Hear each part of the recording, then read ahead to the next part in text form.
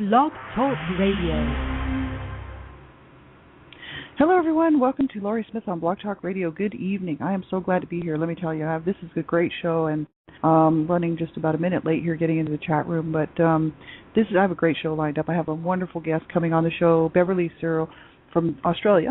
And Beverley, she's an amazing woman. She has done wonderful service, really, as far as I'm concerned, to help so many people who have suffered with things like such as PTSD, DID, from any number of mental health issues, just due to adverse life situations, abuse or just trauma or anything like that. And Beverley is my friend's friend, and so I knew of her work, and so I knew of what she's offering and what she has available for people. And you can go to her website. You can check that out on the actual show page. There's links there to the website. I just opened up the chat room now, so welcome everybody. And I'm just really extremely excited about this show, because the reason why is because I know that her stuff really worked for me. I call it stuff, but it's actually her work. Her work and her, what she's offering, which is the actual package, which is forget talking therapy, right? It's all about visualization, guided imagery, right? To help survivors like myself who have had, flashbacks and so many, issues dealing with flashbacks, anxiety, fears, phobias, different things like that, to get over that, and to be able to work through and, with guided imagery and visualizations, which I'll let Beverley explain, to change the way that my brain works, so that I can really be free from that. And actually, it did work for me, So I just would, I'm endorsing it just because I know it worked for me. I don't know whether, it would work for everybody, but I would like to think that it would. It worked for me. So it's great stuff, and I love it. So I've got Beverley here, and I'll just bring her on the air. Hello, Beverley. Hello, from sunny South Australia, and it is sunny. Right. It's 30 degrees. Nice. That's wonderful. It's cold here, and we had snow today, but we're on the opposite schedules now. You're just heading into summer. Yes. We're heading into winter, and so good for you. I'm glad you got some sunshine. You deserve it. After that winter, it's your turn now. So, yeah, this is wonderful. I really appreciate you coming on the show, Beverley. This is wonderful. I was just telling I'm so thrilled to be able to talk to you and to this American public. Oh, yeah, me too, absolutely. And I think the listeners, they'll get a lot out of this. And I hope that people, people who tune into the show tonight live, and people who will be here, who will listen to the show archive, right, that you will pass the show on, because this is information really that could help so many people. You don't know who it could help, right? I mean, people might not say, oh, I'm experiencing flashbacks from a traumatic childhood, or, I have PTSD-like symptoms, well, anxiety, or, possibly some fears and phobias and different things like that. People might not say that they have these things, but when they see information like this, they might not tell everybody that they've got these issues going on, but when they see something like this, it might benefit them. Yeah, the trouble with mental health issues is there's so much stigma around it. Mm-hmm. Yeah. Yes, people keep it quiet. They don't let people know because they think they're classed as crazy. Right, and it's this whole stigma of of thinking, oh, what do people think of me? What will people if I what will they say? What will they think of me? They'll think I'm crazy. They'll think I'm this. And that's really unfortunate, because this is some mental illness affects so many people, and it shouldn't. That's the reason why most people won't go get help, is because of that stigma, including myself, right? I mean, I may as well throw myself in there. Like, I didn't want to go get professional help or anything, or even really, acknowledge really that I had these mental, issues going on because of the abuse and different things in my life. The thing is, Laurie, is that they expect you to talk over and over and over everything what's happened to you, and a lot of people don't want to dredge it up again. No, that's very true. They want to let it go. To talk for months, years on the subject. They don't want to do it. Mm-hmm. I hear you, because I hear survivors say that. Friends of mine, who have gone through the traditional, counselor or therapist type stuff, and they say, well, they just, I'm done with that. but I'm still not feeling okay. I'm still not all right.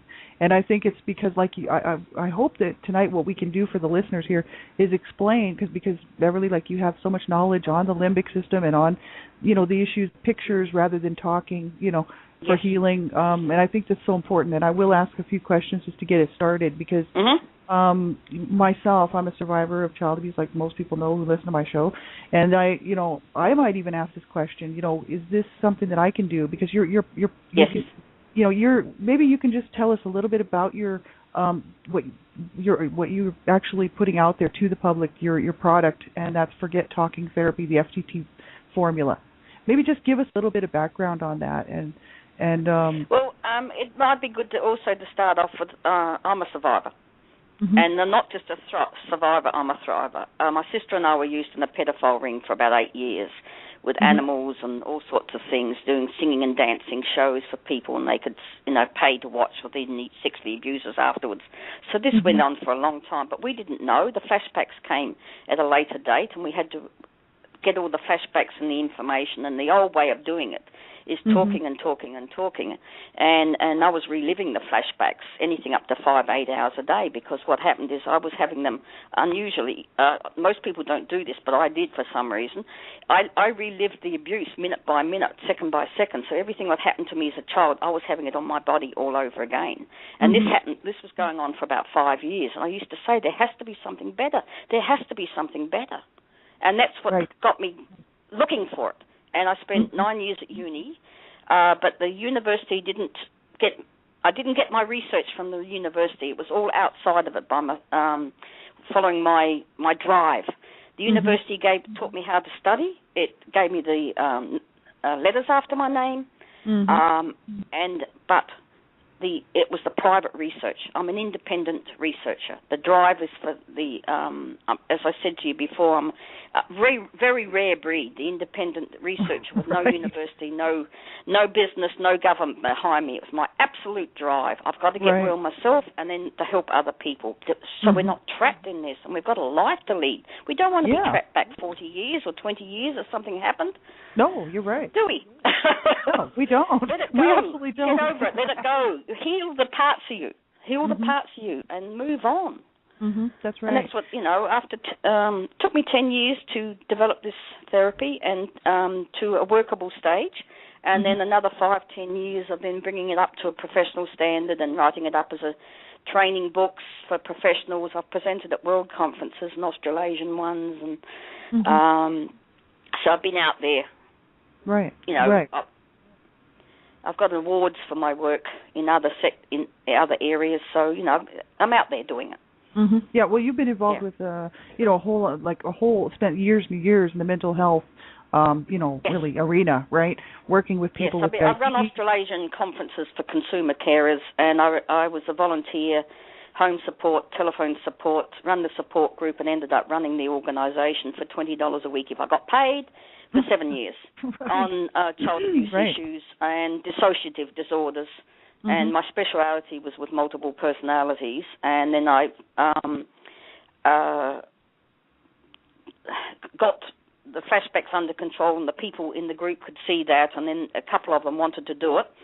And they said, videotape your therapy, our therapy sessions, which I've done. And I presented that to the big major mental hospital here in Adelaide. And whenever I talk, the professional people go quiet. And when I showed the DVD of the different personalities of these different people flicking in and out, talking and then integrating on and becoming one on screen or blending, I don't believe in the integration model. And what happened, everyone went quiet in the room in this major hospital, and I got the comment, "You're brave talking about multiple personalities. We don't diagnose it." And that's what my thesis was on. And 66% of the psychologists and psychiatrists who answered my one-page questionnaire on dissociative disorders will not recognise or diagnose a dissociative disorder. So most people are getting misdiagnosed. We know that one. Right. So that's where I started from. And then from there, I said, well, what's the point of working all this time with people with multiple personalities, because you can't find them because they're getting the wrong diagnosis. So I then brought it back to people who've experienced trauma, like a woman had been to Vietnam. And then I had the rape, incest, the accidents, cases, and then different friends did my work, and then I could prove it happened to people. The difference between somebody with a multiple personality and a person who's experienced trauma but hasn't split is that the subpersonalities who were created to hold the abuse, they haven't split out gone into the conscious mind and taken over the body. Because multiple personalities is caused by life-threatening trauma before the age of about 7. The trauma is so bad that the child can't handle what's happened to them. So the subpersonality comes out into the conscious mind, goes up in the ceiling, and it's happening to another child, not them. And that's how they cope. Absolutely brilliant way of coping in childhood, but in adults it's a bit dysfunctional. Right, yeah, that's right. Yeah, that's right. I mean, it worked in to protect the child, but now it holds them back. As an adult, you're still living through a child's perspective. You've got the 8-year-old coming out, the 3-year-old coming out who's looking around and living the life and trying. I mean, fancy having a 3-year-old personality come out when you're trying to drive your car or get your kids to school or pay your bills. You know, they're just wanting to play on the ground and with crayons, or, you know, they go in and spend $200 or $300 with your money buying something inappropriate. It's terrible. Right. But that's all fixable. Everything is fixable. If it happened to you, as I say to people when they come and do my work, if you weren't born with it, it completely can be undone and fixed. Yeah, that's awesome. It's life experience. Whatever's happened to you can be undone and fixed, and you can heal from it and heal that. Yeah. It's a bit over-the-top statement, isn't it? That's good. I like it. I really do, because I'm all about, positive. Let's be positive. And so, and let's keep positive. Let's keep we got to believe we can do this. I'm one of those types, so I love your statement. I think it's awesome, and I think we should, definitely, people, really, I think we'd do good if we were keeping that in mind. Everything is fixable, and the issue is, I really like what you're doing. I went through your website really quite, looking around and reading through, Forget Talking Therapy, and when I first saw it. Because I do, like, most of my stuff is talk therapy, and it's all just me talking, right? Just me talking, blah, blah, blah. And I thought, well, okay, that has, it's helped me to make sense. And like you said on your website, one of the questions was, so is talk therapy any good? And you had responded that it's okay to talk it through, because then you understand what happened, you can make sense of it, and you can think about it and talk about it. But it isn't going to put it in perspective and Right. That's what I've been doing, is putting it all in perspective, just talking away about what happened. You understand it. You can look at it from the adult and understand your reactions. Right. And so, see, I'm kind of one of these people that's perfect to actually interview you for this show. So I appreciate you doing this, because the reason being is, in my talk therapy process on Blog Talk Radio and talking away here for 2 years, I still had, just this last 6 months, my inner child, who was sexually abused at the age of 8 years old, was still in this bedroom. I still see these visual pictures of myself. In that bedroom, after the assault, right? And remembering the feelings, knowing, the body memories, the fears surrounding it, the despair, just the torment, right? Well, that was all still there. Even though, I was talking through it and kind of going through the pictures, like they were still there, and that little inner child, that part of myself, was just not healing, It just wasn't. No, she was trapped in it. What happens is the subpersonality, which was formed, and because it was trauma, it's activated the flight-fight instinct, because your brain is geared for survival. So you're being traumatized, abused. So the brain's saying, this is danger, and it sends the whole scenario of this picture into the limbic system. Now, the limbic system is the emotional seat of the brain. So, and anything which is dangerous gets sent there. So, for example, if you're 3 years old and your brother drops a big hairy spider on you and you run around screaming, that the flight-fight mechanism It's instant. It's a survival technique. You can't think. You can't do anything about it. It just clicks in. Survival. I've got to save this person. Right. So, and millionths of a second. So what it does is it sends that whole scenario of you running around screaming into the limbic system, being the emotional seat of the brain, and then all the emotions flood through. So over time, whenever your brain is, the flight is then geared to activate every time you see a spider or if something drops on you accidentally. So every time you see a spider or something drops on you accidentally, the flight says danger, sends the signal into the brain. The DVD of you running around screaming is shown in the brain. It's reactivated. Then all the emotions flood through. Right. See, the interesting thing about the limbic system is that it doesn't have a language. And it also doesn't have a clock. So you can be scared as a kid from a spider or a dog biting you, and you can still have that fear at 93 because there's no time in there. So that's why it's heartbreaking when you're abused, is that the parts of you are trapped in that limbic system with all the emotions, and it's happening over and over and over and over again every time you get a trigger, which could be a smell. It could be you see somebody, the person who abused you wore a certain type of hat. You see the hat in the supermarket, bang, you're back in it again. Right. Just any number of things that could trigger. Oh, it could be anything. And smell is your biggest trigger. Smell is your biggest trigger because there's no gatekeeper. All your other senses have a gatekeeping, but smell goes directly into the limbic system. Oh, wow. And that's why if you smell the aftershave, like if I smell the stuffing off a chicken, I'm back in my grandmother's kitchen. Oh, okay. Where the abuse happened at the farmhouse with Grandpa, and I'm back there. So that smell can trigger it. And most people say, I can hear them nodding, see them nodding. Yes, it's the smell of the aftershave. It's the smell of a certain part of the house, something cooking, and you're back there. Yeah. So that's, and it's just as traumatic as, it's just, you're just reliving it, like you were saying. Like you had, over and over. And the emotions flood, the adrenaline and all that reinforces it and makes it stronger. Yeah. That's heartbreaking. It is. It's absolutely horrific. It's absolutely heartbreaking. It is absolutely heartbreaking. And so this is why, like, I know I've been doing part of not all of your work, just some of the steps, like we had talked, and I was doing just a few of the steps. And just in those few steps that I did, which I haven't completed, obviously haven't completed the whole thing. But the 8 steps, and I think you've got 3 or 4 in. I think so. There's, I think, 3 or 4. And those 3 steps actually got me to a place where, today, sitting here right now, I feel so much better, and that's because, talking about it wasn't helping me to heal that part of myself from the child sexual abuse, because that little person was trapped, and I needed to go and bring that, and do the visualizations, do the guided imagery, and allow myself to create this safe place, and so it really worked for me. Yeah, so it's an 8-step formula, and the first 4 steps is titled "Making Your Mind Safe and Happy."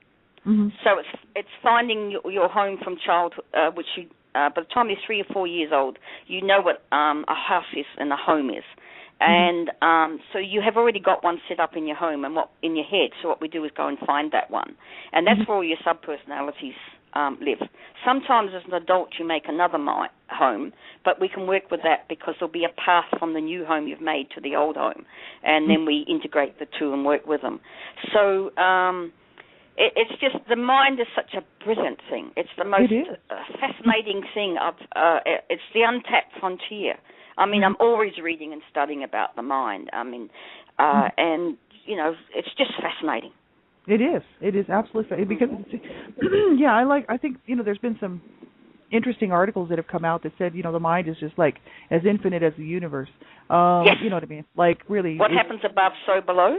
So what happens in the universe? You can see photographs of stars and novas and that's like the neurons firing in your mind. So exactly. See, that's right. What people need to understand is nothing is set in concrete in your mind.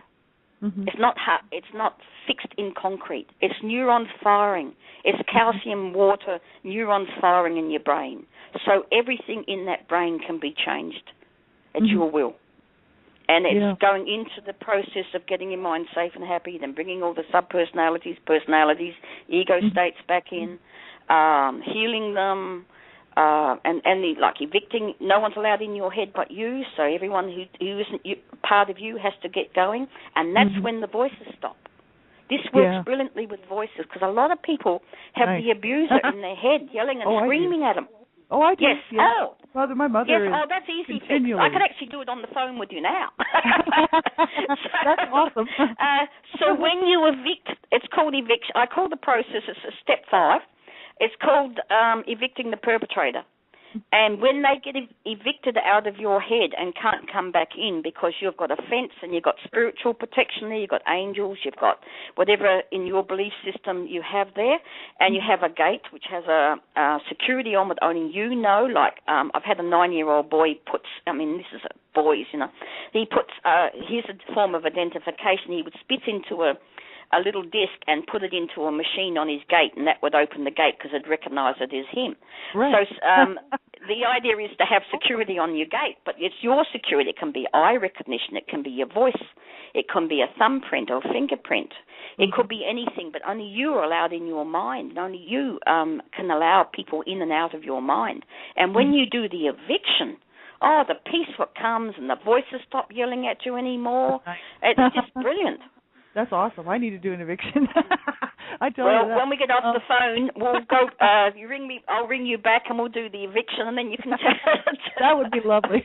Yes. That's been a long time coming. And this works brilliant. This process works brilliantly with voices, because everything what's happened to you is represented as a picture form in this home in the head. So by finding out where the voices are and who are they. They could be demons, they could be trolls, they could be people from your childhood. The voices stop. And if it's a part of you what's yelling, like the criticizer, or a part of you that hates you because of what's happened, you heal them, and those voices stop. But you evict the people who aren't you in your head. And out, thank you very much. They've got their own house to go to. Yeah. It's so funny when I've run this with women's groups, over 50 women's in a women's community centre over time, and you hear of different people and what they do with the people they evict. Some say, like it's the mother and your mother, and you say, look, I'm grown up now, Mum. You've got your own head and your own life to live, and you bring them out and you put them in a limousine with the chocolates and the wine and say, thank you very much for bringing me up, Mum, but I'm now grown up. I need to run my own life. Which is a beautiful thing to say to your mother or somebody who's been important like that. But then you've got the abuser in there, and you say to them, what do you want to do? You want to bring a paddy wagon up, and get them taken off by the police? And I've had people say, no, I'm dropping them in the ocean and the sharks can eat them. They have to go. It's up to you. It's up to you, because what's your brain and what you need to know that they can't come back and affect you is what you do. I don't make judgments. You can let them go, but they can't get back in because you've got fences and a spiritual protection. They can't get back into your head. They've gone for good.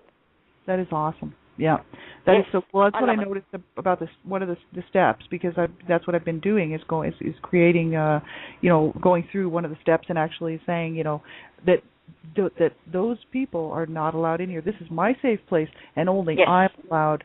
And only me, and so no one can ever hurt them again. No one. No. And you, the adults, are now reparenting and looking after the parts of you, your sub-personalities who weren't safe as a child, but now you're getting them out of that situation and making a safe and happy place for them. Yeah. So that's really where the images come in and the pictures instead of talking, right? So. Yeah, that's what I find very interesting, because it is through the mental inner pictures that we create that this is where it all takes place.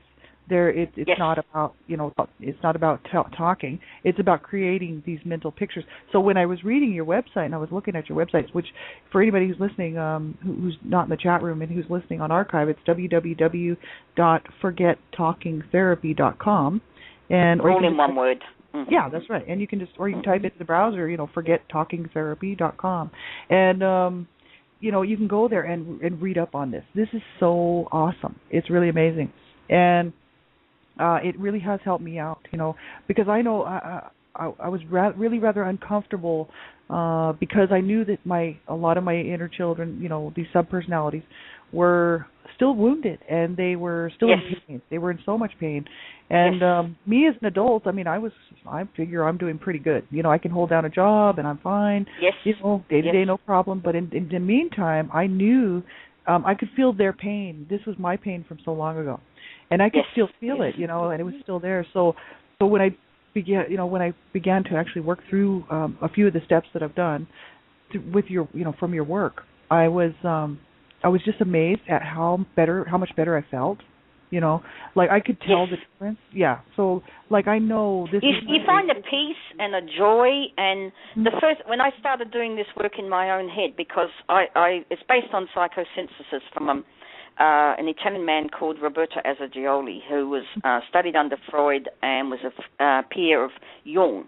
And he went back to Italy and was supposed to take psychotherapy to Italy, and he said Freud didn't go far enough. I mean, this is in the 1920s of a psychiatrist saying you need to bring spirituality into a person's life because you can't ignore a person's spirituality. It's a part of us. Mm-hmm. So that's where he developed the subpersonality theory, and that's where when we found out in the organisation I was running, it was called DISA, we couldn't get people to work with, we couldn't get counsellors and support people. So we were ringing around, and this woman from the Psychosynthesis Centre said, look, I'll come and give a talk. So I said, she gave a talk, and then I said to her, look, this could be applied to multiple personalities.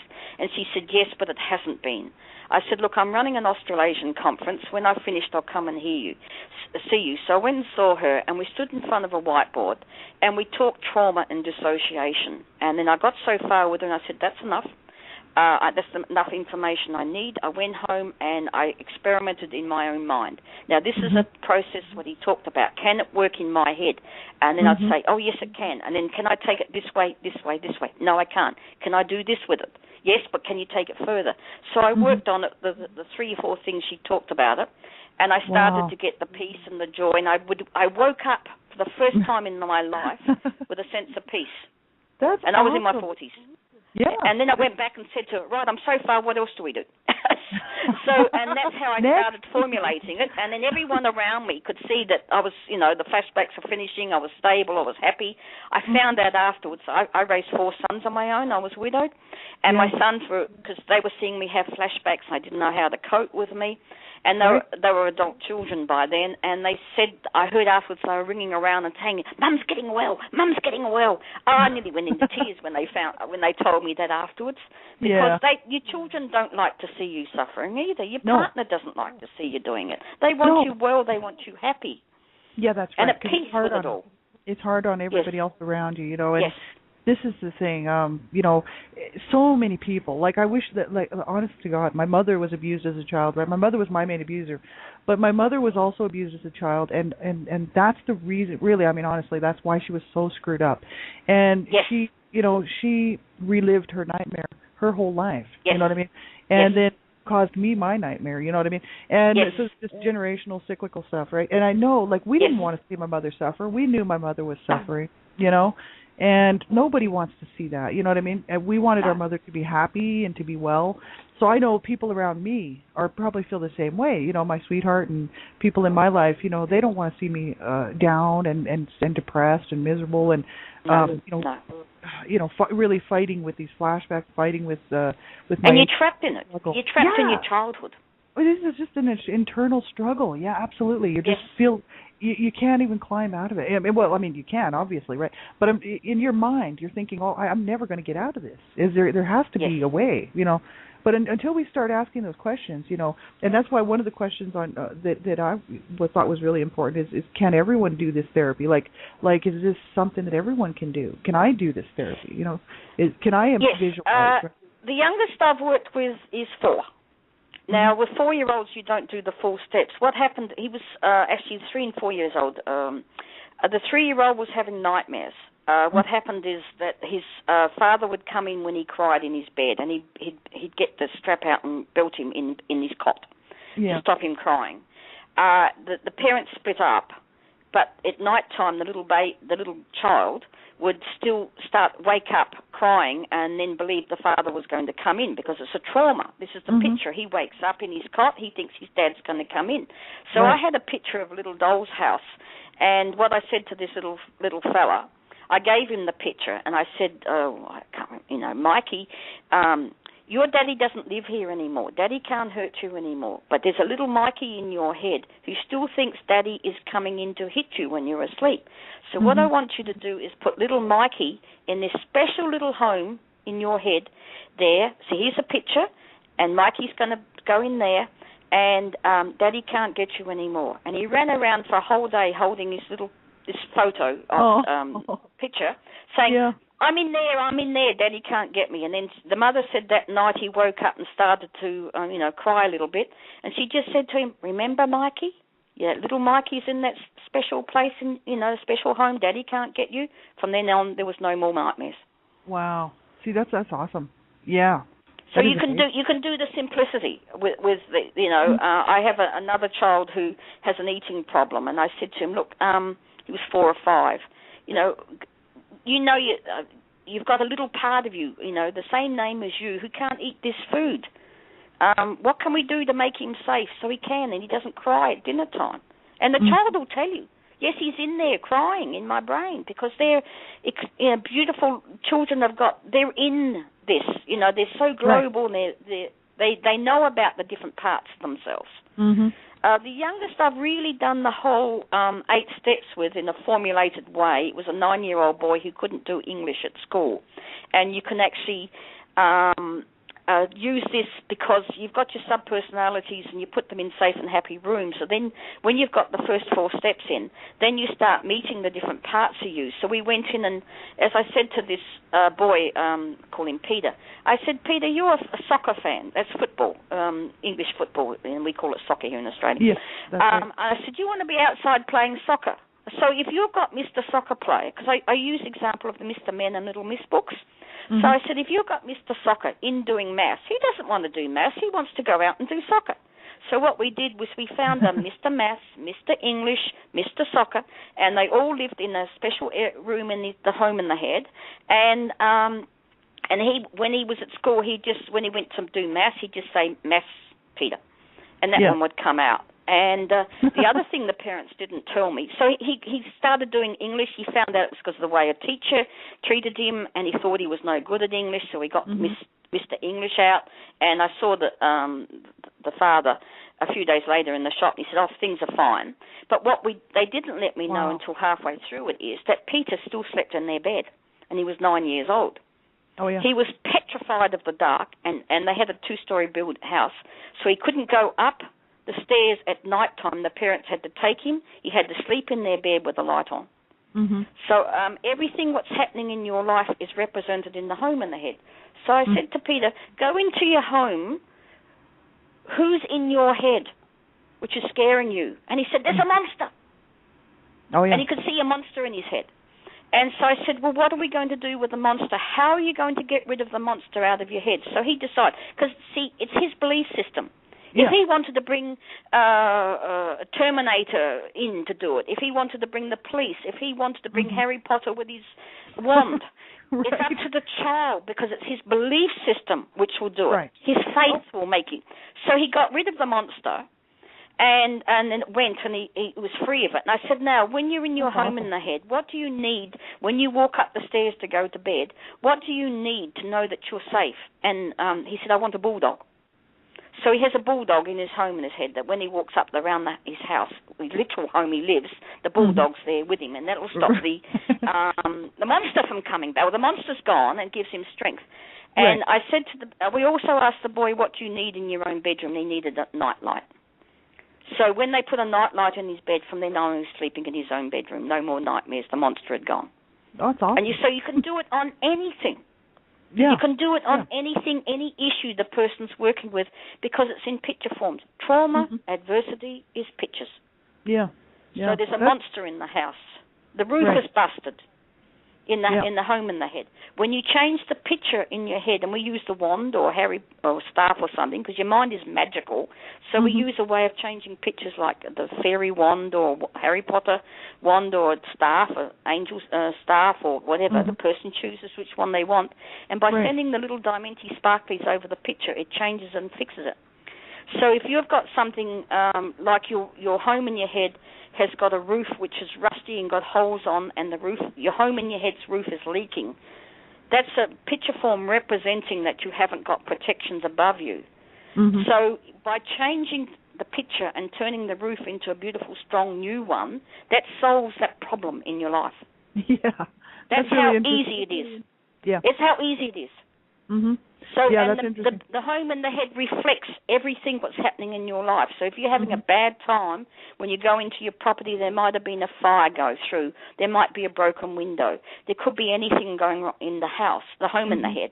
So by using the wand to change it, it solves the problem in your head.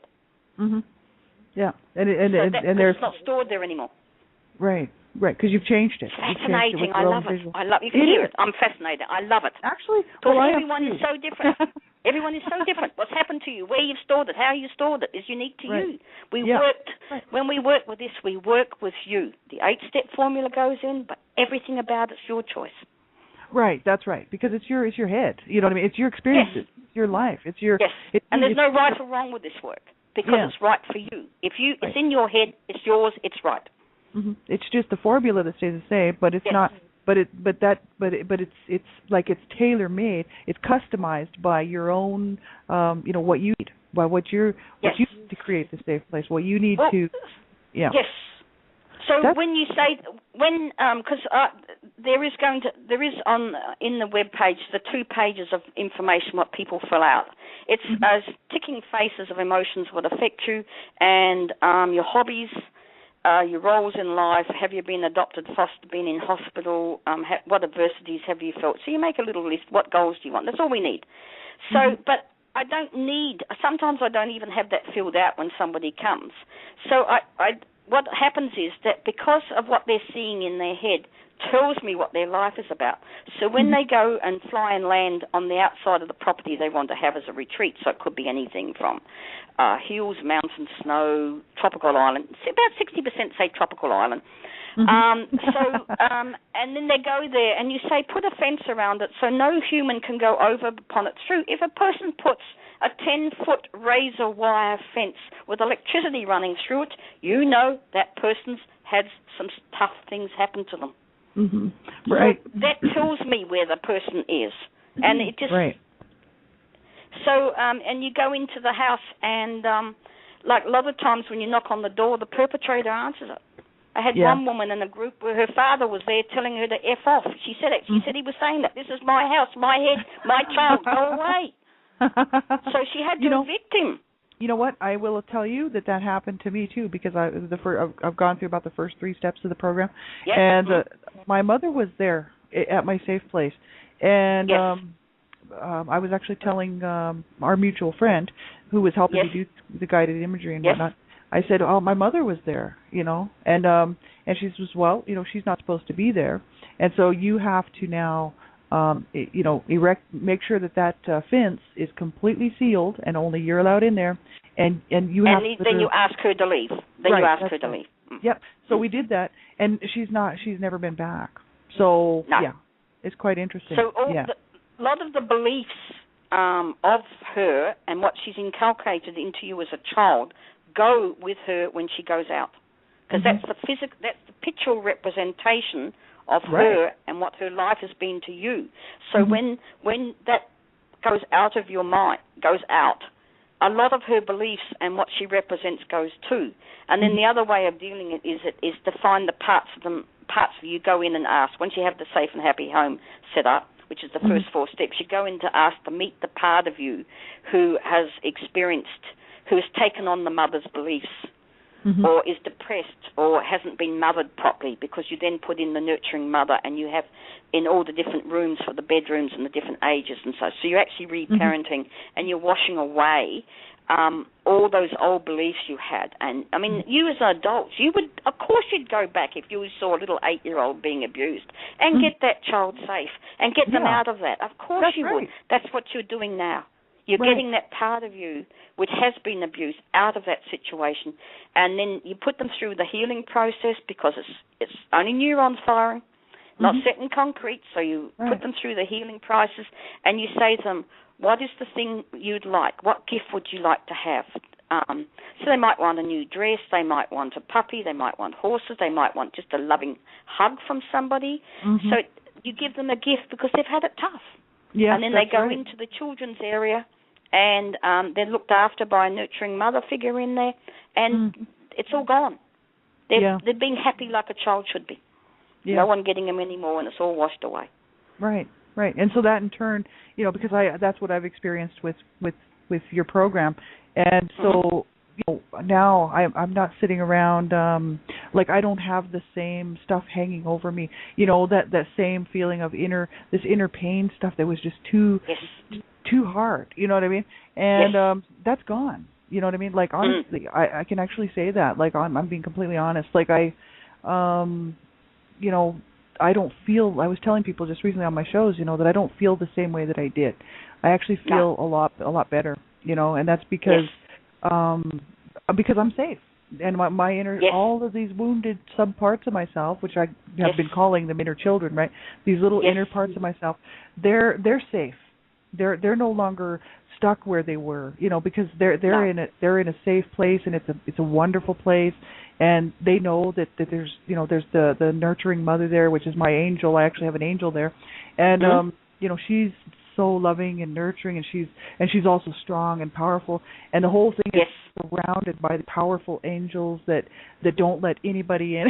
I set this thing up like really powerful, and it's very spiritual for me. It's a powerful spiritual thing, and so what it did for me was on the outside now I can relax because that stuff was actually really. I mean that's you know yourself. I mean that's why you searched this out and you found this program, because you were suffering. You were going through these flashbacks 8 hours a day or more.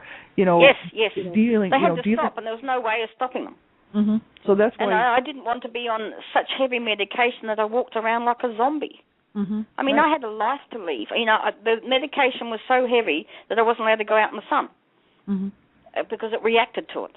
Right. And you weren't allowed to eat certain foods because it reacted to the drugs. I mean, I went on them for 6 months to give me a break from the flashbacks. And then I hunted for a way to work with them, control them, put the time limit on them so that I could work them in my own time, that type of thing.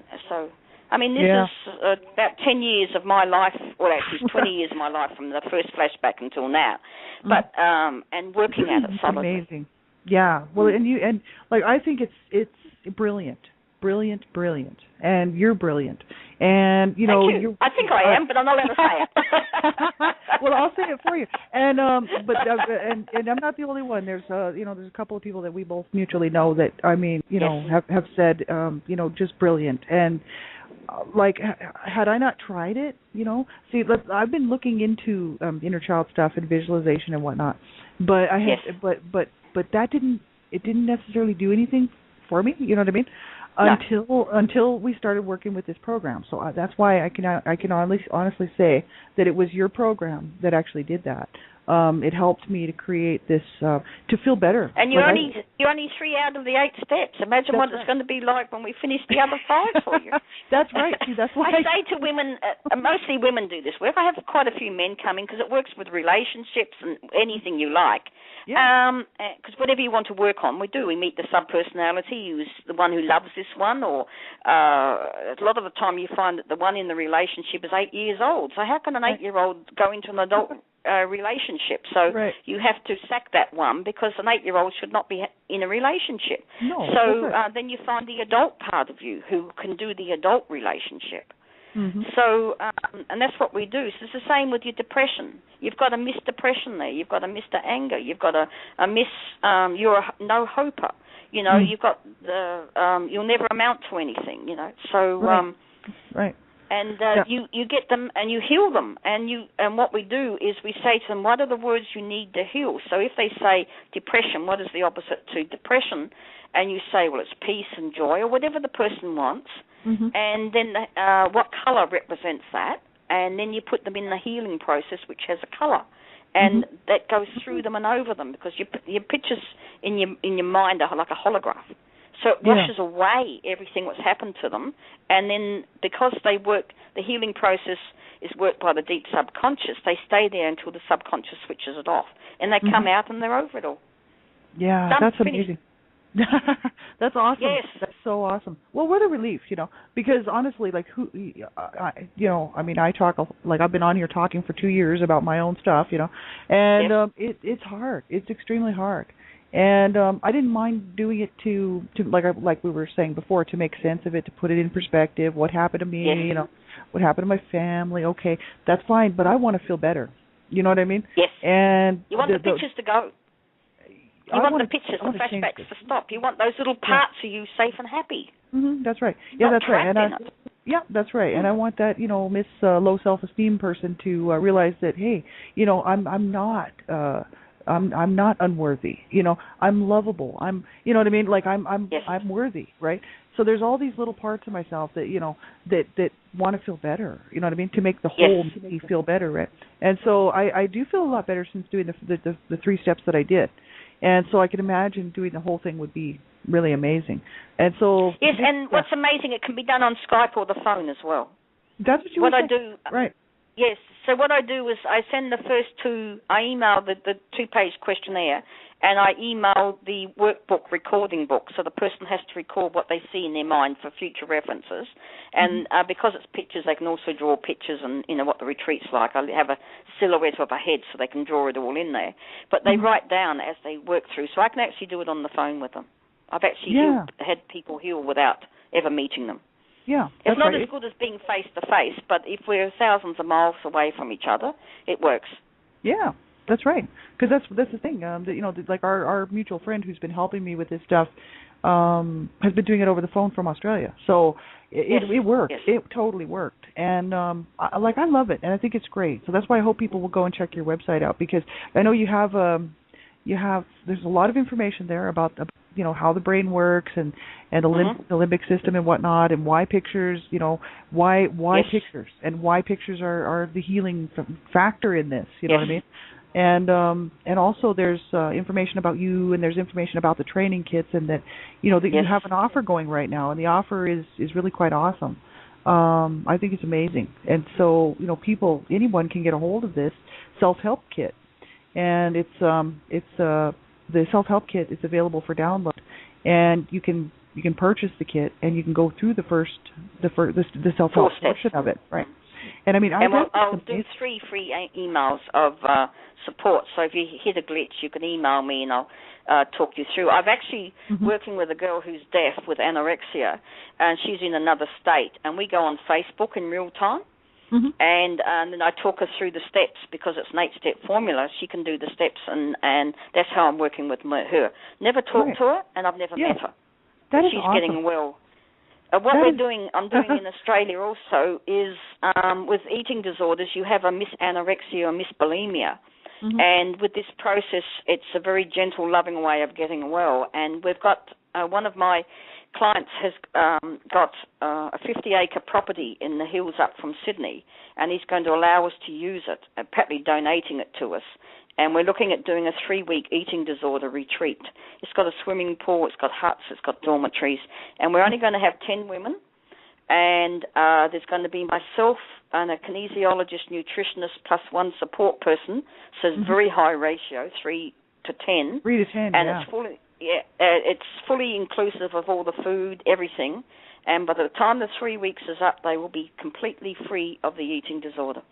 That is awesome. Guaranteed. That's awesome. Yes. When does that come? When are you planning on doing that? Well, I'm just waiting for the numbers. So now, I've set it up as a not-for-profit organisation, so people can go and ask friends and that to donate, and it's tax deductible in Australia.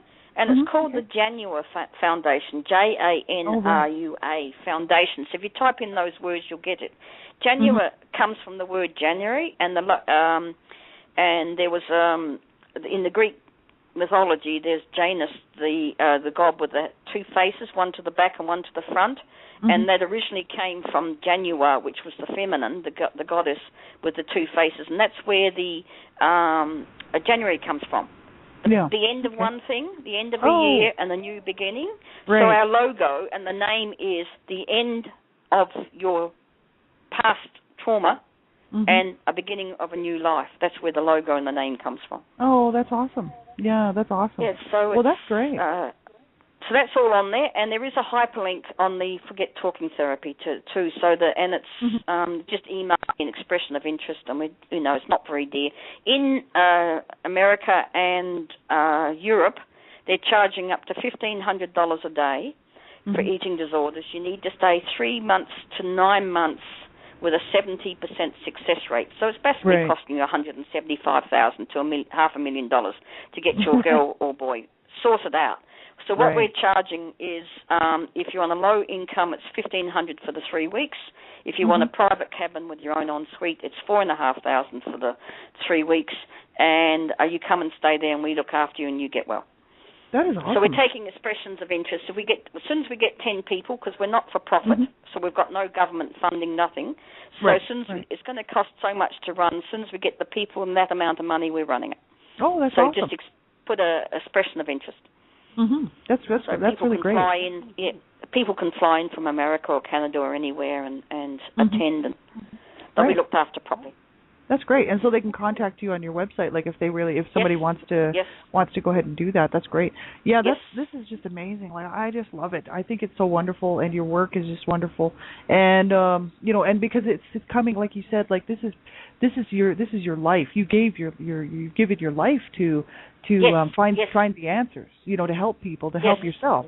And it wasn't just. It is my life to help people, and when people get well and they move out, and I don't need to see them again, or they could ring up a bit down the track if they have another hiccup, and they say thank you, and I say, look, it's a privilege working with you, and it is. I count it a privilege to help people, to trust me, to allow me to be. I say I'm a tour guide into their mind, and that's awesome. And every step of the way. And I'm into education and empowerment. They need to know how the limbic system works, how you create subpersonalities so they can make all the conscious decisions themselves. Right. Yeah, that's awesome.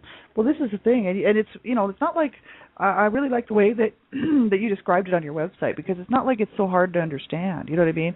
I was reading through there, and I'm like, oh, I get it. And I'm not a scientist. Yes. I'm not a psychotherapist. No. I refuse to use the big words. Yeah. There's another reason for it. I have a form of dyslexia. It's like a dysphasia, and I mispronounce words and say them back to front and inside out. So everything I have to write has to go before somebody who can do good English, because I can't. So you can imagine what that's like, doing a 10,000-word essay or an 18,000-word thesis. So it's been pretty tough.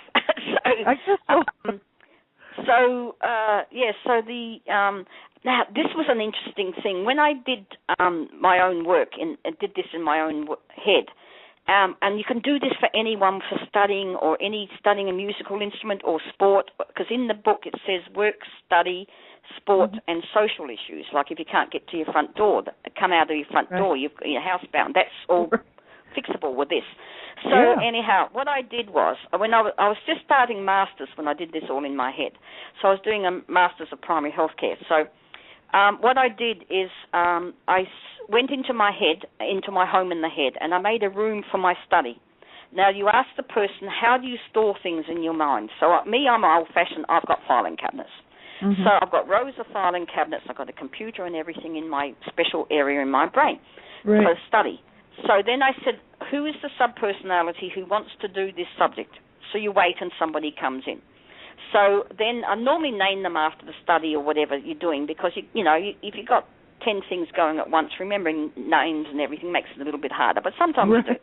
So this one was called Action. This course was called Action for Change. So I opened up a filing cabinet in my mind and put a folder in there called Action for Change, and then the subpersonality was there. So every time we saw a teacher, read a book, went into the organisation to study.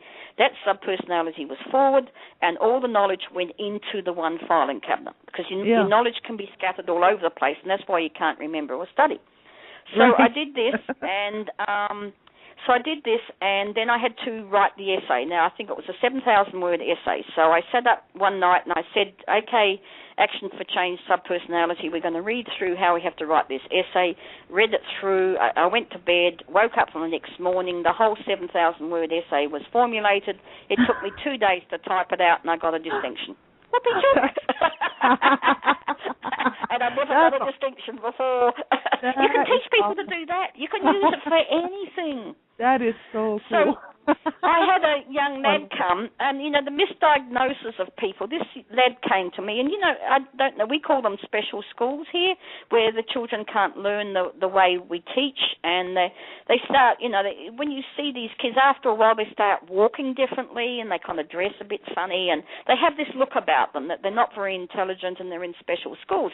So this young lad came in, his mum brought him in, he was about 23, 24, and I was talking to him, and he had a few problems. So we went into his head, and I said, "Where's all your knowledge?" And what happened was, it was all pieces of paper screwed up all around his house with a book here and a box there. So what we did was we got, he couldn't remember because none of his knowledge was being stored properly in his head. So he had another part of him go, like a librarian, go through his head, pick up all the parts of knowledge all over the place, a scrap of paper here, a book there, a disc here, and put it all into one room and structured it for him so he could remember and study. Mm-hmm. And what was so heartbreaking about this boy is that he would, at 4 years old at kindy, he was told that he could only ever learn two things at once, and that he would have learning difficulties. He couldn't follow orders. So when we were working with him, I said to him, we started working out different pieces and parts of him, and then I asked him to meet a certain part of him. It was a main part of him, and he went out, and it was a dog in a kennel outside his house, in his home in his head. It was a dog in a kennel. Mm-hmm. And I said to him, you're really not a dog, that part of you. And the mother was sitting there and said, oh, yes, when he was a little boy, he used to say he was a dog, and we used to put milk and things down on the floor, and he used to lap it up as a dog. Mm-hmm. And he had created a part of him which was a dog. And with dogs, they can't do more than one or two things. This is a major part of him. Mm-hmm. So when we put him through the healing process and he became a little boy, he could take more orders. Now, this is only the third visit. And because my visits usually last about an hour and a half, when people come. And anyhow, he rang up, he'd missed his bus, and he was at the railway station. I said, well, Matthew, you've got to get out of the railway station, walk down North Terrace, turn left into King William Street, go down and catch bus number 525, get on that bus, and when you come down Harrison Street and it turns left into Pym Street, because that's where I used to live years ago, I said, you've got to get off at bus stop such and such. And I'm hearing the mother saying that she'll never remember that, you'll never remember that. And the boy heard his mother say it, and half an hour later he's knocking on the door. He did it. And when he walked in that third time, I looked at him and I said, Matthew, don't, because I'm not using real names, I said, Matthew, don't take offence with this. But I said, when you walked in, I said, you look like a dork. He said, I know, I looked and acted one, but look at me now. I said, yes, you're standing straight, you're proud, you're strong, and you're going ahead. And he said, yes, all thanks to me. And he had a big hug. And I found out afterwards he's doing some studying, he's got a job. Oh, that's awesome. Misdiagnosis at 4. Mm-hmm. Yeah. I mean, who would ever think that a child would... when we knock on the door in the home in the head, we've had mice come out, we've had robots, we've had dragons, because it's the this is all made at 3, 5, 6, 7 years old, so it's the imaginative child, and especially if you've been traumatized, you're in an imaginary world. Yeah. So you're creating parts of you who are imaginary. Yeah, that's interesting. So, you can tell by my voice. I love the work. It's absolutely beautiful to see people get well. And the brain is such a beautiful, wondrous thing which you can work. And you can restructure your mind, redo everything so you can get on with your life. Study better, do sport better, get out of the house where you couldn't catch a bus before. You can do it all. Yeah, and it's not limited to people who have suffered abuse. I mean, it could be any sort of traumatic thing, any kind of, like you said, adverse life. Bullied at school. Yes. I've had a man bullied at school, and all day, every day, was talking about being bullied at school. He couldn't get over being bullied at school. Mhm. Yeah. And then we went and found it. He was bullied at school nearly every day of his life at school, and he still found the little one at kindy hiding in a cement barrel thing, a pipe to get away from them, and the little one was still in there being bullied. Right. So he got them out, and he said the fixation for learning to martial arts and having guns and swords and that, it's all gone now because I don't have to protect. I'm not 4 now, needing protection. I'm not 12 now, still being bullied. So can we work on anything? Because it's your mind. Yeah. That's just amazing. That's so wonderful, isn't it? Like what an interesting thing. And like you're right, it is so the mind is so powerful. And we don't give the mind enough credit, I mean, really, we don't. And I mean, I like you would know because you study, this stuff, and I just don't. I'm just interested in it, but I don't study it. But I've seen some stuff out there, where they said, really, it's infinite. It's infinite. The mind absolutely is infinite. It's like the universe. They don't even know really what it all can do. They only know a small percentage of what it can do. So really, I mean. Yeah, this is just, and had I not done some of these visualizations, I mean, I might be able to say, well, I don't know if it works or not, but I tried it, and it's completely helped me out. You know what I mean? And I can sit there and I can, and even even still talking about my stuff because I'm still doing that. I just wrote a book and whatnot. Even in doing that, I didn't have the same sort of state of depression or just being down and. I don't have the same emotions. You moved a bit? Because once it's taken out of the emotional part and you're not being triggered by the subpersonality still living in it, you can say and you can be calm about it. You can look at it as an observer saying, yes, this happened to me. But you're not in a, I've had people ring me up because she used to come to the group, but she lived out in the country about 100k away, and I picked up the phone and she was on the other end of the fence and on the phone, and I could tell it was a child. He's pushing me off the roof. He's pushing me off the roof. Her big brother took her up to a high roof. He hated her and pushed her off the roof a couple of times, and she split going down. So she was 40 something and still believed she was getting pushed off the roof. It is heartbreaking to be still trapped in it. Just to have to be living that all the time. And then to see somebody get well and get jobs and be happy in their relationship and go to uni and do things. Like that's wonderful. You know what I mean? Like that's awesome. And that's the thing. And that's where I always feel like after creating this like part of your the formula that you've had to the 8 steps, right? Well, after I've only done the 3 steps. And after the 3rd step, it was almost like this gray, sort of despair, kind of gray, dark, evil cloud lifted. Yes. Like it's gone. And so I don't feel the same way that I did before. You know what I mean? I still know what happened to me, and it's not like I'm in denial, and but I'm not sitting around with that same emotional heavy. It's in the it's in the declarative memory, which isn't emotional.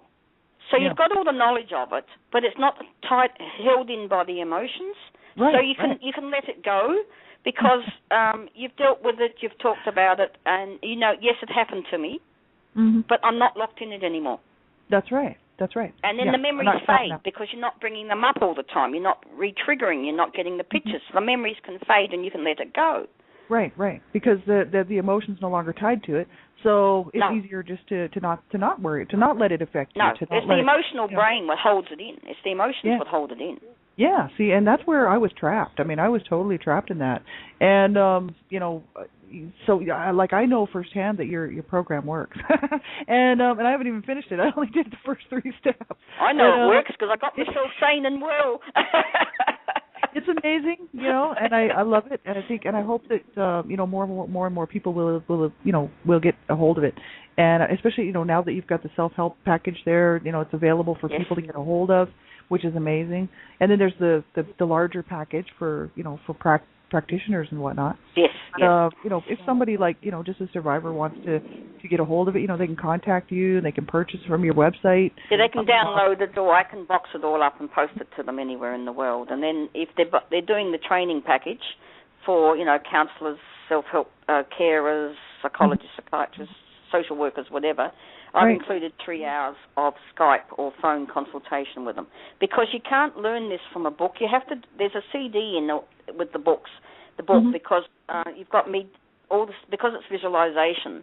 You've got step 1, and I explain it, and there's the pictures there, and you make a decision of where your retreat is, and then you need to be able to fly and land there. So there's actually 13 tracks there what talks you through all the different steps. And also what they call the homework. I call it the homework, but it's maintaining your relationship with your housekeeper, or your butler or caretaker, whoever you call is the one who answers the door. You have somebody who runs your home in your head, which is your subconscious mind, so you can tap into that 90% we don't know about, and then you run the body. So you go in and greet your housekeeper, and the both of you work to your highest good for the rest of your life. You can use it for health. You can use it for sport. I'll tell you, I had a young lad who he was a very fair lad. He got horribly sunburned and ended up in hospital. Oh, yeah. And the doctors had put this thick cream on him, and it had to be scraped off. Can you imagine? Blistered, and they had to put him on morphine. So by the time it healed and he came home, he was only 11 or 12, he came home from the hospital. He couldn't sleep lying down because it was on his back. Right. And I said to him, look, you've got a little part of you. I said, your back's healed, you know that? He said, yes.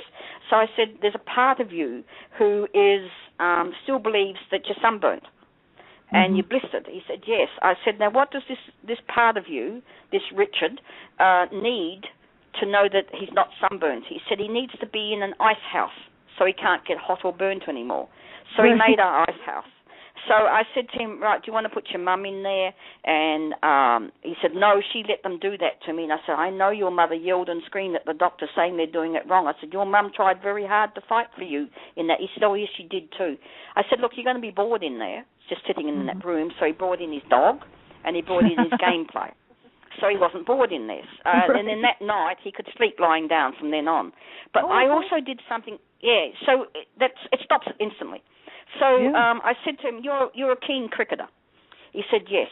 So what we did was, I said, right, now alongside your ice room, I said, you build a cricket pitch and the training nets. And I said, who's your favourite cricketers? It was Donald Bradman and a couple of other people. He said, well, put them in there and put your cricketer in there studying and playing cricket with these top men. And he said, yes. So, and you can do this. You can do this with any sport. So what you're doing is, they've found that if you picture yourself doing it, you improve just as much as going out there and doing it. Right. So he was in there playing cricket with the top cricketers that he knew of. Because you've watched them on TV, you've actually got a picture of them and you can put it in your brain. Right. They're only allowed to stay in that area. They're not allowed to come out and take over or do anything in your head. So when he got better and he was out playing cricket, he got 4 children out with 4 balls. Never done before. Which is a double hat trick in cricket. Yeah. And you can do it. In the sports section of the book, it tells you how to improve your sporting skills. That is really tells you how to do it in the book. Yeah. So the brain is so powerful. It's just incredible. That's the thing. See, and that's where I know it. See, and I mean, I believe that to be so true. You know what I mean? But yet I don't know how to tap into it, right? And that's where this is exactly what it is. Your formula explains how to do it, and shows you. And then you have your record book, which you meet and you write down. I've met this part, and we've done such and such, and we've done such and such, and then now such and such. So you record it for your own benefit. Yeah, so you can go back and you can even look at it later and say, wow, look at this. Because down the track, I mean, this works automatically. So you mightn't want to look, you've got you've moved on, you've got and you let it go, and then you forget about it. It's still working. But what happens is 2 or 3 years down the track, a pitch happens in your life. Oh, I used to do something. If the book's there, it tells you, my retreat is such and such, my housekeeper is such and such, I've got such and such in there. And you can go right back in and it's all there and still working for you. Mm-hmm. Yeah, see, that's very cool. This is like a record keeper. You can keeps record of it. That is so cool. Yes. Yeah, that's amazing. Oh, I just love it. I love it, and I hope that people will check it out. And just from what I've been doing, I know that I want to continue further in it myself. You know what I mean? Like it's been so helpful and beneficial, and you know, and I know I'd like to think that people could benefit from it too. And you have examples of people who have and yourself, you know, who have benefited from it and benefited from it. It's amazing. It's just absolutely amazing. Yes. I think it's great. It's wonderful. And you know, and I really just give you I just commend you for giving your life to help to find the answers for yourself. And also, see, you could have easily just found the answers for yourself and then just been like, great, I'm healed, off I go. And you know, and just be like, there you go. No, I couldn't do that. You know, when you're working with groups and you know, hundreds of women in all different stages, and you see them suffering and reliving everything, I couldn't just walk away. Yeah, see, that's what I mean. Like, I commend you, and I just give you a lot of praise and credit, because, you know, so many people, you know, will do that. They'll heal themselves. You know, like, you know, somebody else in your shoes might have just gone and found the answers, and then said, okay, well, I'm done. Off I go to enjoy my life, and I don't care about anybody else. But, you know, you know what is a little bit heartbreaking with my work is that when people get well and they go off, and it's lovely to see them go, they don't recommend me. Because you know why? Because it's admitting they've got a mental health problem. Right. Well, I rarely get recommendations. Like if I was a sports coach, or if I was teaching English or doing something else, as long as it wasn't mental, like if you had a good doctor, a good naturopath, or a good chiropractor, which I have. I've got a fantastic chiropractor. So I recommend him. But with this work, I get rarely recommended, because people have to admit there was something wrong and they went to get something done with their mind. Right. So I don't get the recommendations, which is heartbreaking for me, because where do I go from here? Well, you're right, and I hear you. Well, the thing is I know that by what you've done, you know, by creating this, by going through and finding the answers, finding out what works and what, you know, through the different theories and the different, you know, like Ascioli, yes, and different, you Professor Bessel van der Kolk on the limbic system, trauma theory, the body keeps the score. Colin Ross with multiple personalities and trauma, you know, all those ones. You know, my shed's full of books. And papers in boxes. I believe that. And that's amazing. Well, this is the thing. So by doing the research, like you said, you're an independent researcher. You're just, you know, you're just out there just doing it, and you know, because you have to. You know what I mean? And you had to. An absolute drive. I say to people, I'm on a path from God. You know, it's a mission. Absolutely. I can't let it go. Yeah. I mean, I've had quite a few knocks with it, because it's drug free and because it's outside the square. I mean, Ascioli is not taught in psychology courses in university. You can only do it under Masters of Counselling or something. So it is, you know, it was around for 30, 40 years. There is a core of it still going in the world, but it's not under mainstream.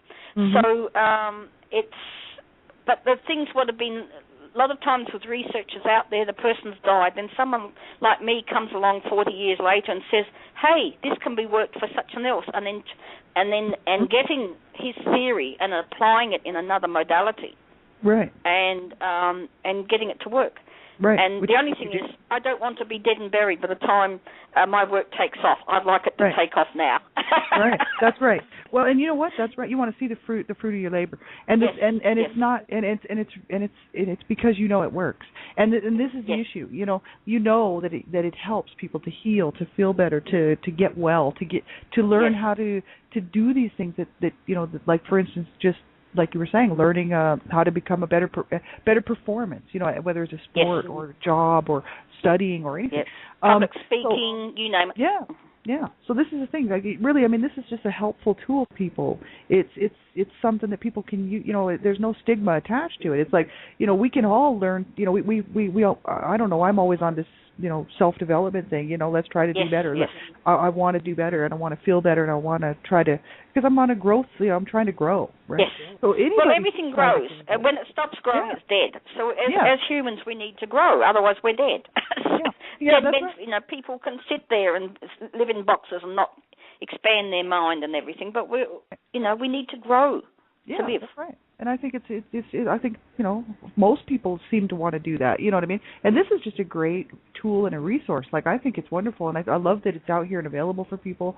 And you know, it's something that I think, whether or not, you know, I'd like to think that that it's really groundbreaking. You know what I mean? Like what you've done. No one's done it before. Yeah. Like, I mean, there's nothing new under the sun, as the Bible says. There's nothing new under the sun. But what I've taken is this theory and that belief and those stats and that PET scan findings and put them together into a new way of doing it. Right. Which is different. It's revolutionary. Yeah, that's right. Well, that's the thing.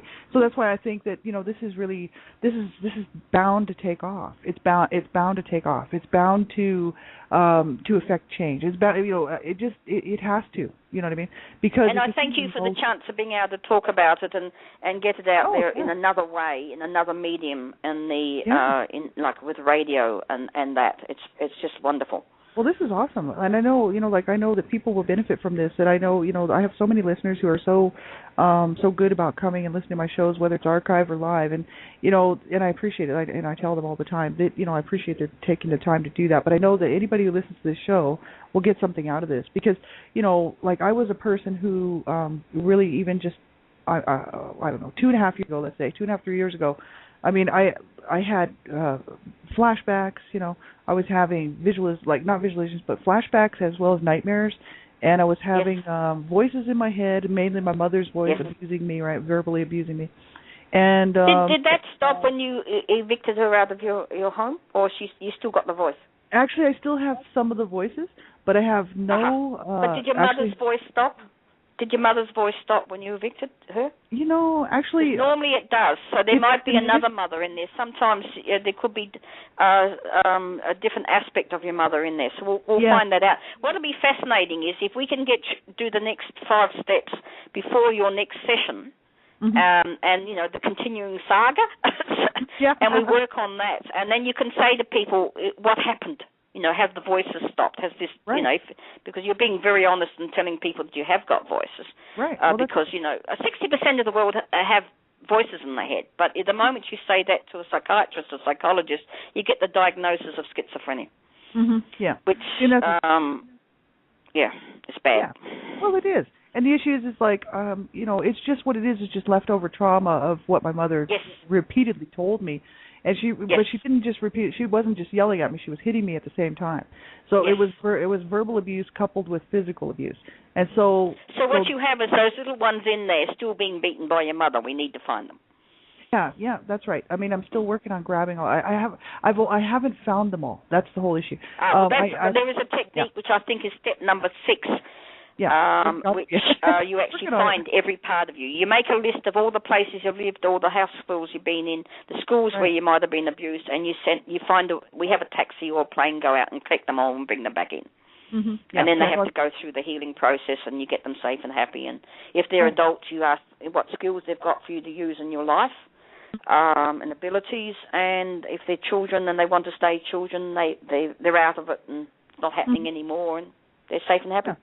That's right. Well, yeah, because I know that the ones that I did go and rescue, with going through the process through the first 3 steps of your program, those ones are in such a better place, And so, those are the ones that I found that I knew were there, and that I already kind of knew were there. There's some that that are in the shadows that I haven't gotten to meet, and there's also some that are probably still scattered around. Yeah. At these different places, right? Different points in my life where I was traumatized, or the neurons fired and said, "Hey, fight or flight." And I still have a lot of that, and I think that's what causes my anxiety. It causes that's why I smoke cigarettes. So you have the difference between men and women globally. Women dissociate, which is put little bits of pieces all over different places of your brain, where men repress.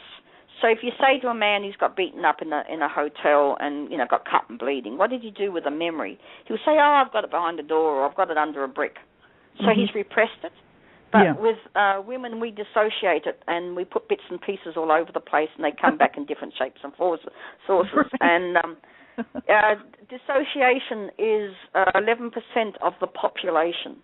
Multiple personality, which is now called dissociative identity disorder, is 1% of the population, but misdiagnosed as schizophrenia, bipolar, and borderline personality disorder. But it's all fixable. All fixable. You weren't born with it. It's fixable. So it can be undone because nothing is set in concrete in your mind. And we like that. That's awesome. So do I. I don't like to think that I'm back in there with in the pedophile ring having sex with a dog in front of 20 men. Thank you very much. That's right. Done with that. I had to get those little ones out, didn't I? Yes, that's right. That's right. Yes. So that's right, and that's the same with my little one. You know, that the my little 8-year-old that was being sexually assaulted and raped and sodomized. You know, like she's now dancing around, having a good time. She's wearing beautiful dress, and she's like we got her to her safe place. She's not suffering anymore, and that's beautiful to me. So I thank you from the bottom of my heart for doing this, because it helped me. You know what I mean? And there's not enough thanks, really.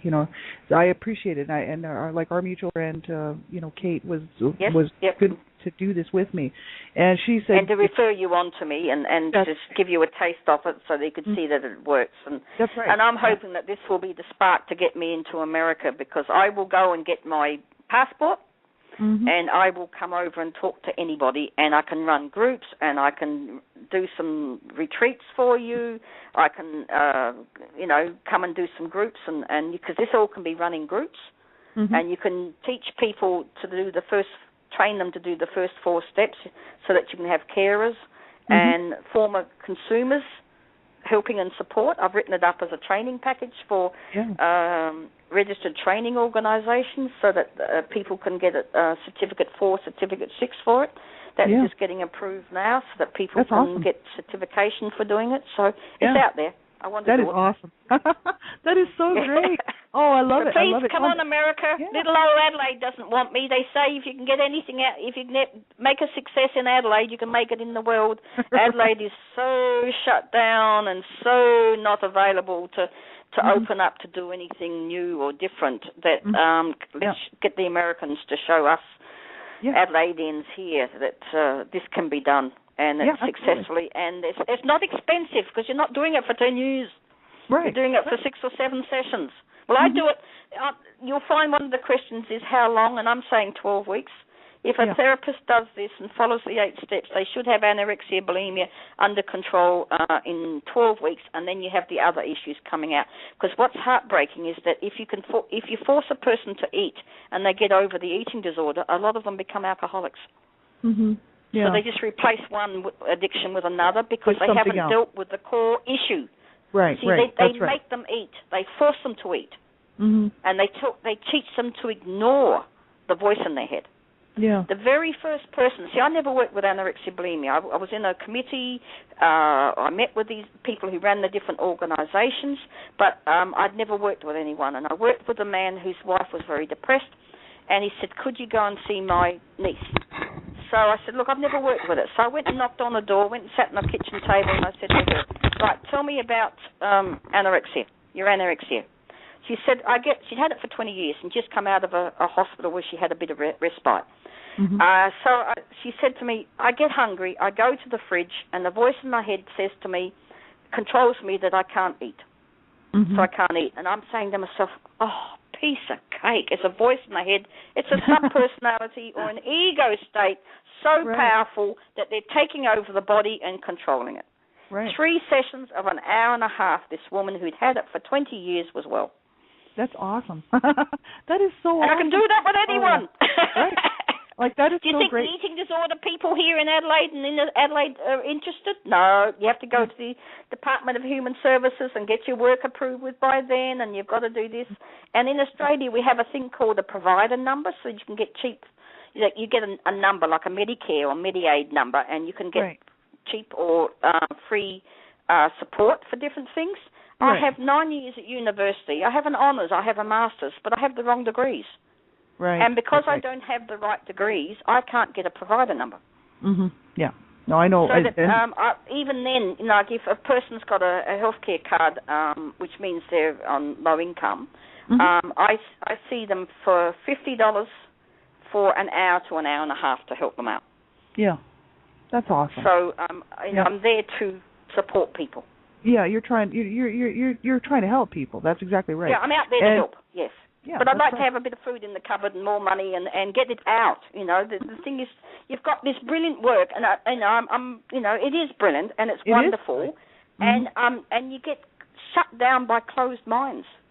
Well, that's just it, and this is the issue that surrounds the whole, idea of healing, right?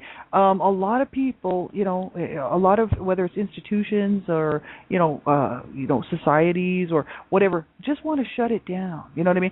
And it's like, why? If there's a chance and a possibility of healing without drugs, without 20 years of therapy, why not try it? You know what I mean? Like, why not give it a try? Because it's very powerful, but it's very gentle because you're not revisiting the trauma. What you're doing is you're going, once you get the home and the head set up, you go into the lounge area, and then you say, I'd like to speak to the part of me, and then you say who experienced the rape or has this belief system. That subpersonality or personality or ego state comes in, and then you put them through the healing process and reverse what's happened to them. Right. Yeah. So and it's as simple as that. Yeah, that's what we did. And then within a day, 2 days, 5 minutes, depends on how bad the trauma is, how long it went for on that, within hours or days. And you see people come in and do an hour and a half therapy with me, and I should take before and after photographs because in that hour, the wrinkles have disappeared off their face. Yeah. Because it's your face what holds the trauma in. It's a beauty therapy too. That's right. Yeah, absolutely. When I ran the groups for 5 weeks in the Women's Community Centre, we took photographs the first day and then photograph on the 5th day and compared them, and practically everyone looked younger. Oh, yeah. Because you're so right. Because the face shows the what's going on inside the mind, what's going on inside the heart. And the eyes show it. The eyes show it. Yes, because I can... It's a window to I our can go spirit. to, it's a window to our soul. as you can probably gather, I'm a bit of a talker. So, I talk to people, and I love listening to people, and I'm interested in people. So, the post office, the man, you're going in there regularly over 4 or 5 years, and they say, "Oh, what do you do?" and that sort of thing. And the postmaster was there, and I said, "This is what I do," and then we got talking, and I looked at him. I said, "You've experienced adversity, trauma in your life, haven't you?" And he said, "How do you know?" And I said, "Your eyes." I said, "Your eyes are slightly glassy. And when you looked at your eyes, it's like you're talking or looking at something inside your head. There's kind of like a glass there." He said, "Yes, I did." I call them the trauma eyes. And you can pick it, So, I mean, the young man who fixes my computer, I was talking to him, and what do you do in that? And I explained about depression and anxiety. He said, "Oh, will you come and see my girlfriend?" So I've seen the girlfriend. It was the quickest, she was so quick at it. She did the whole 4 steps in 3/4 of an hour with me there. 2 sessions, all the depression was going, and down the track she's going to have the 3rd one. But they were struggling with their business and everything, so he gave me a second-hand computer instead of paying me. Oh, that's awesome. And I was real pleased because he was fixing my old computer up and he knew it was going. That's awesome. So I barter. Right. Hey, well, you know what? That's right. I mean, hey, you know what I mean? Because it's not like that's the whole issue. Is really, I mean, it's just your desire to help people, and it's and I think that's such a beautiful thing. We have about a minute left for the show, and then it's going to stop recording. But so can we do our plug? Forget Talking Therapy and the Janua Foundation. It's JANRUA foundation.org.au for the eating disorder. And yes, you'll find the email. Email me. That's right. And you can contact Beverley. That's right. Anybody who wants to get a hold of Beverley, you can just contact her at Beverley. That's BEVERLEY at forgettalkingtherapy.com. And you can ring Beverley in Australia. And yes, and I can ring back on Skype, or I've got one of these very cheap plans, and it's 1.9 cents a minute, so that's fantastic. So I can ring back. We can do it on Skype, what costs nothing, and we can do counselling over the phone. And I have the people just drop the money into the bank with internet banking, and happens. That's right. That's awesome. Well, all I know is I hope that lots of people will hear about this, and I'll just keep passing the word and sharing the word, and sharing your website. Thank you. That's wonderful. And it's brave of you to bring it all out in the open too, because I mean, sexual abuse and abuse of children is horrendous. It's still going on, and what it does to the child as they grow up, and the drug addiction, the mental illness, the problems, domestic violence problems. So I mean, we don't want to be trapped in it. No, we don't. We have to be able to let it go. Mm-hmm. Yeah, well, we already lived in that. Let it go. So, Get well, let it go. You're right. Like, why do we have to suffer our whole lives? You know what I mean? And that's where I'm like, yeah, I want to feel better. And so this helped me feel better. And so forget talking therapy. It worked for me. So that's all I can say. You know what I mean? And so we're going to do the therapy, the final 5 steps over the next week. So you'll be able to, if people will be saying, did the voices go? You'll be able to tell them. Yeah, that's right. I'm putting my work against my, throwing it out there that you can get, the voices will stop. That's right. Well, I believe it because I know the first 3 steps work for me. So thank you so much for coming on the show, Beverly. I really appreciate it. My privilege, and thank you for having me. Oh, it's been awesome just to talk to you. I'm hoping we can meet in person one day. I hope so too. And you're just a dear heart. And we'll just keep passing the word on, and hopefully people will contact you. And if anybody wants to get a hold of you and they just don't quite know how, they can contact me, and I'll tell them how to get a hold of you, and we'll just go from there. So you just keep up the great work up there, and we'll just do our part over here, and hopefully reach as many people as we can. All right. Okay. Thank you very much. Oh, you're Goodbye, welcome. The Americas. and hello to Australia, and have a lovely day. Yeah, and we'll talk to you real soon. Thank you. Thank you. Bye-bye. Thanks, everybody, for tuning in. I really appreciate it. What an awesome opportunity. This helped me out in my own healing journey. It's made a huge difference in my healing journey, and so that's why I appreciate Beverly coming on the show, spending this time with us. Because it's just it's an amazing thing that she's doing. And this was brought about to my attention from a mutual friend of ours who really believes that Beverly's abilities are so brilliant and so gifted, and she really is. She's truly gifted. And so I hope that you will contact Beverly if you have questions about her product and about what she's putting out there. And you can go to her website and check it out. And if you just type into your browser, Forget Talking Therapy, you can bring up her website, and if you check out the show page, there's the links there and whatnot. Thanks, everybody, for being here. I really appreciate it. I thank you all so much for tuning into my shows. And, this is almost 2 years on Blog Talk. This month, 2 years for me here on Blog Talk Radio. And, I've had so many people tuning into my shows and on a regular basis, and I can't thank you enough. You know what I mean? Like, you've been a part of my life for 2 years.